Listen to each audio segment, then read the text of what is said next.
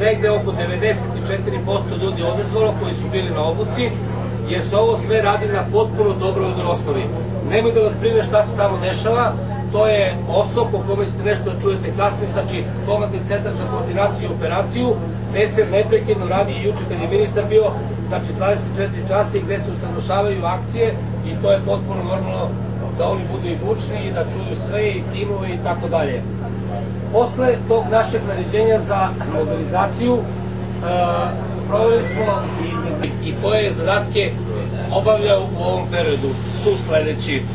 Prvo, raspolažemo sa dve ronilačke ekipe sa po 4 člana sa kompletnom opremom koja nam je potrebna za ronjenje, odnosno spasavanje iz dubina, odnosno iz vode i nad vodom, za obeležavanje kritičnih tačaka, za zapušavanje brana, za zamenu ventila na crpnim stanicama, za potrebu za nestalima i ta dva tima iz Apatina i iz Novog Sada su zaista odlično obučeni i oni su sve zadatke dosta završili. Upravo su mi javili da su sad završili zadatak promene ventila na crpnoj stanici, skinuli sve šrafove, zamenili potpuno ventil i vratili nazad.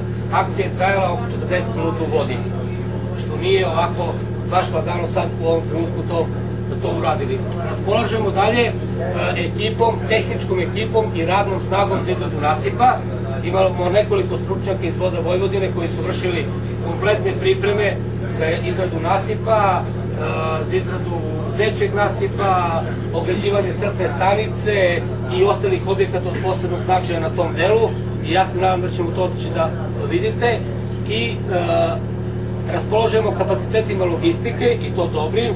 Imamo odličnu logističku podršku, znači od tehničke podrške, servisa, popravke automobila, održavanja uređaja veze i tako dalje i ona nam je od svih timova u ovom trenutku najbolja i pruža pomoć i drugim ekipama. I imamo neke specifične službe koje su uključile u rad sa drugim ekipama iz Mađarske i Rumunije koje posjeduju sredstva koje mi nažalost nemamo.